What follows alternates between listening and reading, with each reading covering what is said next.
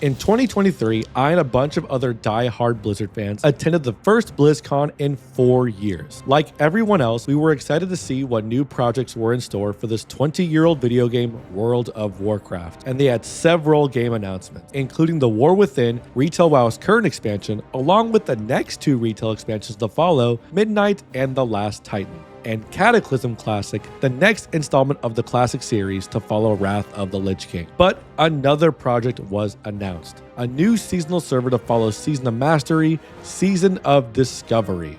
The first initial reaction from audience members was not great. Season of Discovery is vanilla WoW with a spicy twist. It wasn't until Blizzard's panel of Classic and SOD where, fun fact, I got to sit front row for, where the hype really started to build. Once Agrid said that famous line, "It's everything we love about Classic, plus so much more." We then started to realize the potential of this new game mode. And after getting the beta test SOD at the convention, I really knew we were in for something special.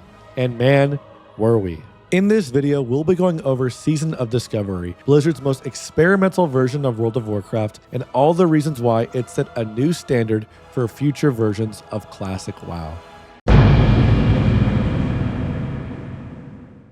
Often you'll hear from World of Warcraft players, especially Classic players, "You'll never recreate the first time playing WoW." And to be honest, I actually 100% disagree. There have been plenty of other non-WoW related games that have given me that exact same feeling. New World, and no, I'm not joking, Dark Souls, specifically Dark Souls 3, that was the first Soulsborne game I played, Elden Ring, but also Season of Discovery, specifically the launch and Phase 1. SOD's launch and Phase 1 was such a huge success for Blizzard and was so damn fun for all players, myself included. Logging into overcrowded starting zones, being introduced to all these new quests, items, NPCs, runes, and mysteries to discover across the 1 to 25 zones was such a fun and exciting time for Classic players. And although not a big portion of the leveling process from this bracket had changed, it just felt brand new because of all of this. Because the level cap had stopped at 25, and because we had the new reimagined 10-man raid with Black Rhythm Deeps, we had the new PvP event in Ashenvale, and the new secret profession quest through the Shadowy Figure, it created a bunch of new theory crafting to be done. We had new best in slot items to seek and unique ways to get these items that weren't necessarily just from the raid. Even though the cap was at 25, you could still do quests that were slightly higher and explore higher zones, which created small and large group adventures to acquire higher gear, such as Warriors and Paladins Bismail Helm being from the Morbin Fell quest chain in Duskwood for the Alliance. Players would also just venture into higher level zones with large groups just to see what they could conquer, just for fun.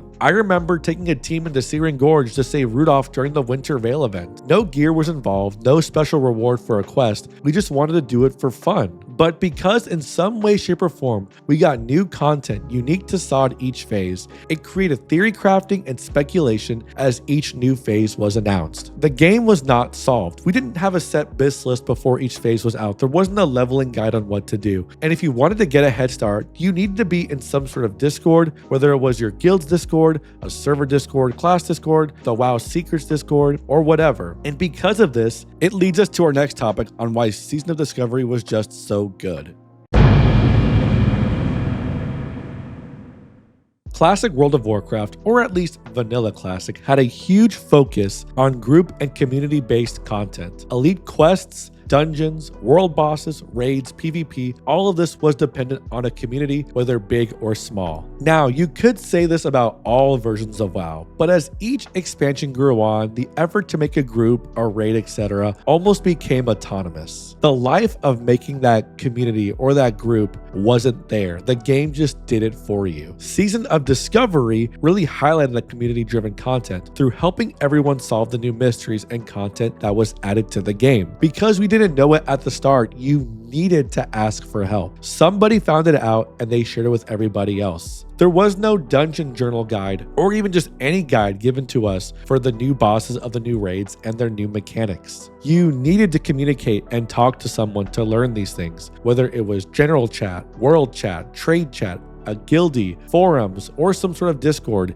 you inadvertently were becoming a part of a large community while playing this game. And speaking of Discord, class Discords became huge in SOD, not only because of the theory crafting behind each new phase, your new runes, your bis gear, your abilities, but also just where to find your runes. In phase 1, my girlfriend and I found the Hand of Reckoning rune for paladins in Lock Modan before anybody else did. So as we were questing, I would share fun little RP messages in gen chat to other paladins to help guide them to that rune. And if we go back to the SOD panel at BlizzCon, this is exactly what they talked about and what they wanted.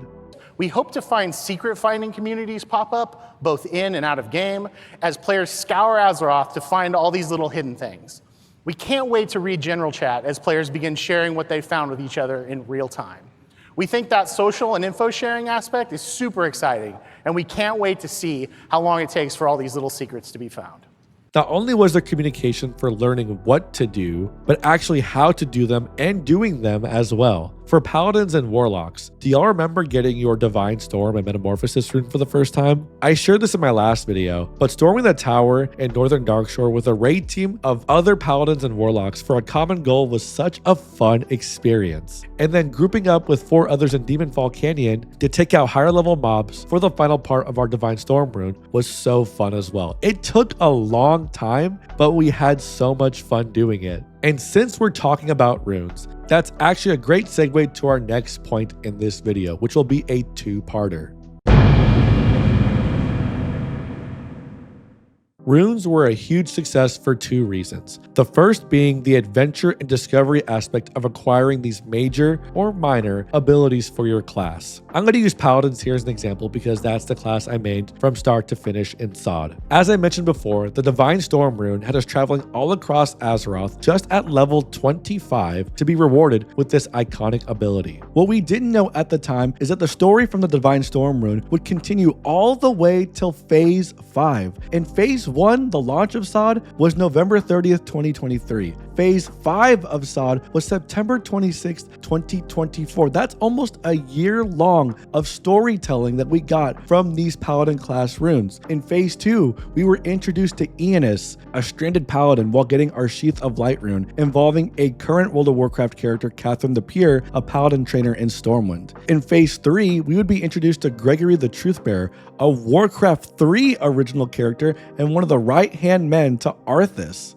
And then in phase 5, this would all culminate together along with Ada Geldhart, who was a phase 1 SOD character where you got your Seal of Martyrdom rune to help you get the Truthbearer weapon. You don't get that kind of storytelling, that long-term, year-long storytelling anymore, but we got that in Season of Discovery with 1 class and spec. And all of these rune quests involved us going all across Azeroth to collect items that maybe didn't have a high drop rate, that involved groups going into Blackrock Depths or traveling to places we don't really go to when we quest, like Newman's Landing, which is off the coast of Dunmorrow, which you can only get to by swimming from Menethil Harbor all the way down to the southern point of Dunmorrow. These journeys were awesome and they were time consuming and they really felt like vanilla class quests. And I know that the devs were so proud of this specific class lore inspired journey for Paladins because the dev behind it even sent me a summary of it when he saw my phase 5 speculation video for Paladins. They put so much thought and care and really made this feel like vanilla, and it was so damn fun. I want to also give a shout out to the Rogue Quest too. Getting a unique dungeon ID, having to do solo missions in dungeons like Zul'Farrak and Shadowfang Keep and find these puzzles was so cool and felt so lore appropriate. And finally using Ravenholt as like a hub for rogues was really cool. Although they can definitely do more with Ravenholt, hopefully in Classic Plus. But not only were these runes and their adventures so much fun because we didn't know what to do and we had to use the community to help us get them, and the journeys were awesome, but they also helped solve one of the biggest issues in vanilla World of Warcraft.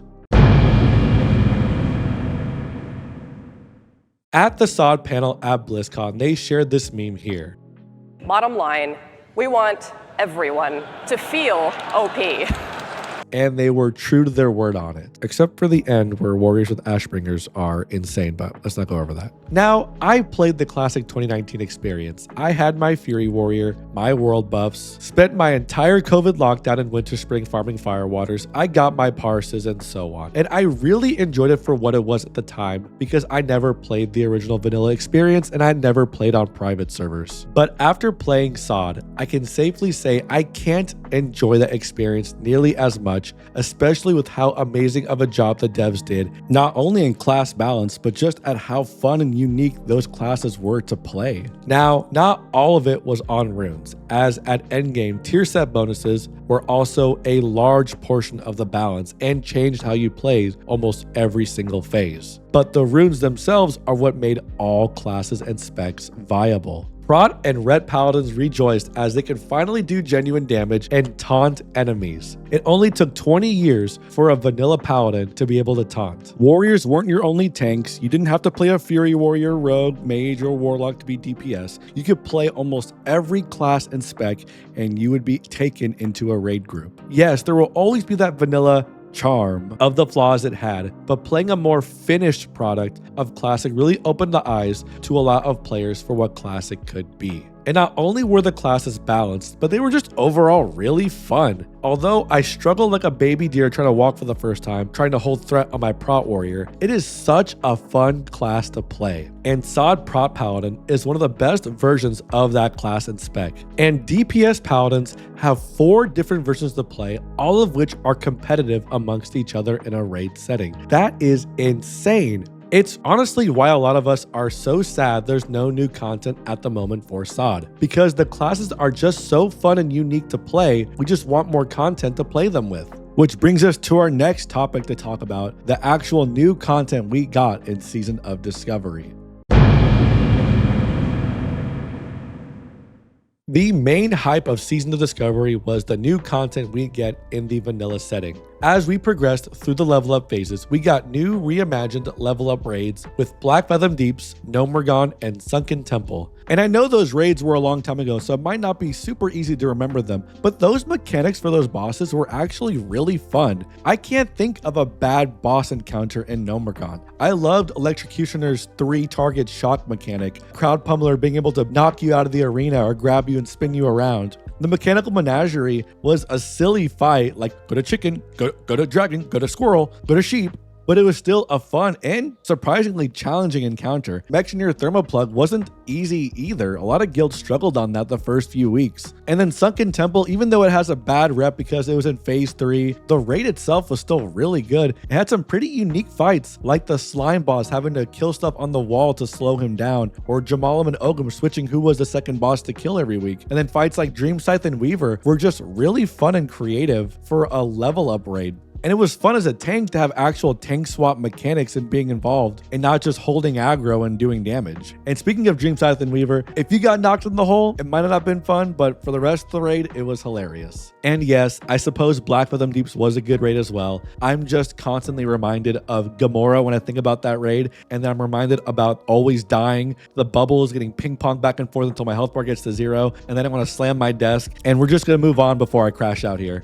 Although the endgame content wasn't super new, it was still new, and we had new tier set bonuses and new ways to play our class that made it feel new. As mentioned earlier, we got runes and new abilities with new quest chains and mysteries to solve, new items and consumes to discover, and even new ways to gain experience through arguably the biggest failure of Season of Discovery, Incursions. Now look, before I move on, I do want to mention that Incursions were definitely cool the first time doing them, as it was awesome to go into the Emerald Dream versions of the zones they were in and do the new content in there. It was just, the endless repeatability of them, the envelope system, and the gold inflation that they caused that were the mistakes and why people hated them so much in the end. That, along with the weird retail progression systems we got in the Naxxramas with the seals and whatnot, were maybe not Blizzard's best darts thrown at the dartboard. But whether these experiments worked or not, we got something new new to try. And I'd also be doing everybody watching this video a disservice if I didn't mention the new world PvP events we got along the way as well, with Ashenvale, Stringlethorn, and Black Rock Mountain. Having such large-scale PvP in Ashenvale when the event didn't bug out was such a cool and fun experience in Phase 1. Being in Discord with 40 plus other people organizing a W also strengthened that community aspect we talked about earlier. The Blood Moon event shrank down the group content to 5, but still rewarded organized groups and skilled players. And then the Black Rock Mountain event, whether it be good or bad, really reminded us how it felt to be on a PvP server in Black Rock Mountain. But through all that, the Classic devs really did an amazing job of taking current zones and instances and creating new content for us with them. But we also saw the true creativity with the actual new content they made for us. Arguably some of the most fun content we've ever gotten in Classic WoW, the Karazhan Crypts dungeon and the Scarlet Enclave raid. Now, I'm sure somebody will mention Demonfall Canyon, and yes, that is new content as well. And yes, it's a fun dungeon, but it doesn't have the same scope or magnitude that the Karazhan Crypts and Scarlet Enclave had. So I will give it a shout out, but I won't talk about it too much in this video. Now, this technically could be a part of the last topic, but these two instances were just so damn good, they deserve their own section. The Karazhan Crypts and some sort of Scarlet Crusade themed raid have been something that all WoW players have wanted since original vanilla back in 2004. The fact that Season of Discovery was the first version of World of Warcraft to get both of these is truly something special. Both of these instances were brand new content with absolutely zero player testing. We were only told of where Kara's attunement started and that Scarlet Enclave was a raid. The attunement to Kara, a 5-man dungeon, although long, was genuine to the feeling of vanilla WoW and actually contributed to the lore of how we were able to enter and navigate inside the crypts by creating a magical torch that was the center of the dungeon's darkness mechanic. And then there was actually doing the dungeon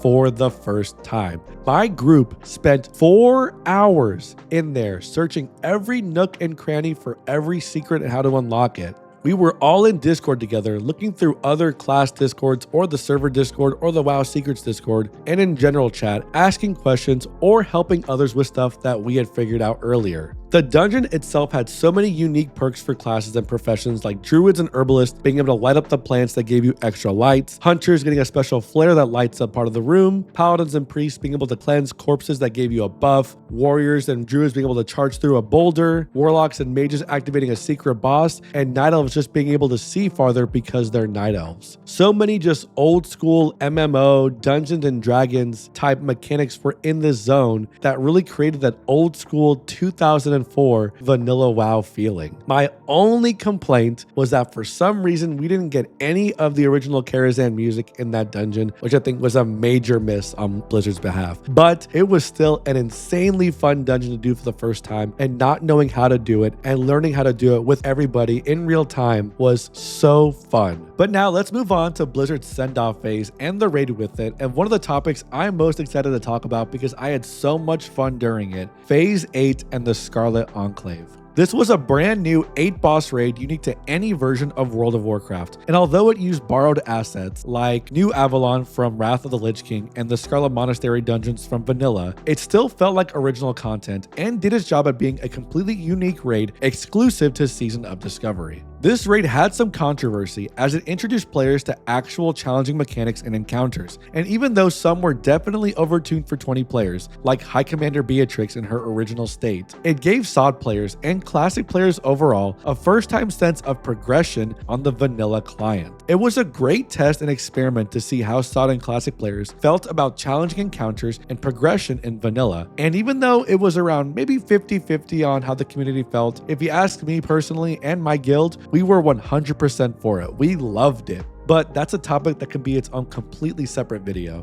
Blizzard also did a great job of introducing to us some of the unique bosses and characters in this raid and their lore behind them, like Calderon and Beatrix. And look at me right now, lore is important, okay? I want to make that clear in this video. Lore is important. If you did the build-up quest to the Scarlet Enclave and New Avalon, which you should have if you didn't, because Look at me right now. Lore is important, damn it. You got a new view on an OG WoW character, Leonid Bartholomew of the Argent Dawn, who arguably became the main protagonist of Phase 8 and the raid, while also giving us lore-wise a bigger reason to want to take down Calderon besides him just being a Scarlet Crusade villain. And in my opinion, creating villain lore is very important. Yes, the loot is what we want also, but wanting a reason for defeating a raid boss, especially an end raid and in this case an end game boss, should also be just as important. Remember the hype of Illidan and TBC? And don't even get me started on the whole hype around Arthas of Wrath of the Lich King. And although Calderon didn't have the caliber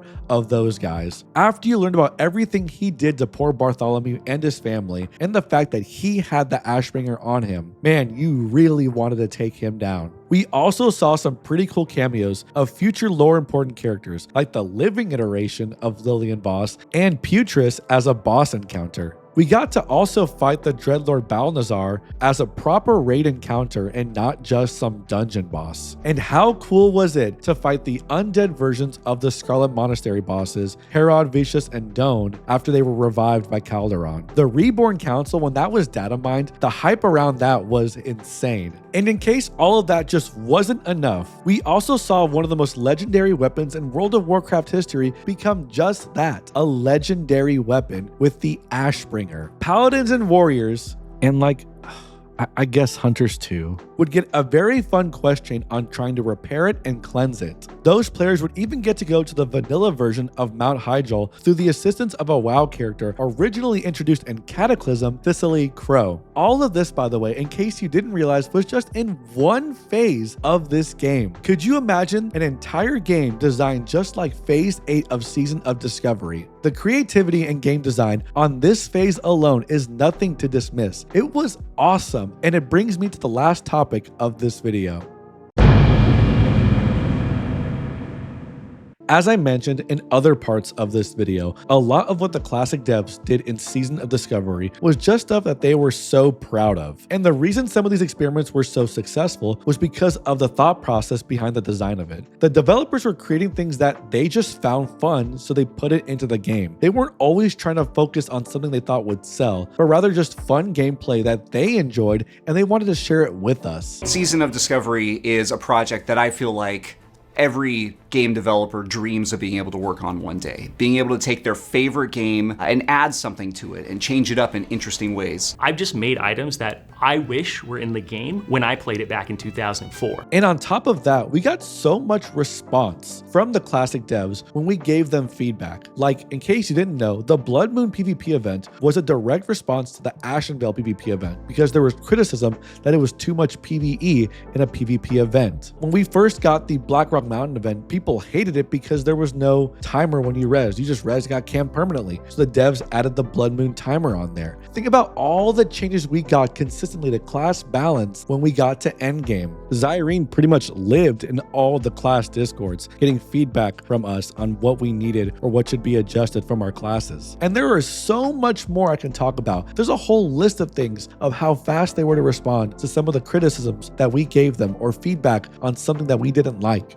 And don't forget, Phase 8 was not intended. We were supposed to stop at Naxxramas, and the Scarlet Crusade raid was supposed to be just like a dungeon. Phase 8 was just a direct response on how much we loved SOD and how much they enjoyed SOD, so they wanted to give us something unique, and they did. It's actually originally intended to be a lot smaller of an experience, but when we saw the response to the Karazhan Crypts dungeon, the attunement questline associated with that, and some of the continuations of the narratives that we had set up earlier in Season of Discovery, it actually really encouraged us to go even bigger with the Scarlet Enclave raid. What started off as a small 5-boss dungeon suddenly grew to a full 8-boss raid, which we think really delivers on the promise of what players have been looking forward to for this content, really over the course of their entire Season of Discovery journey. When we loved something, we let them know. And when we hated something, boy, did we let them know, huh?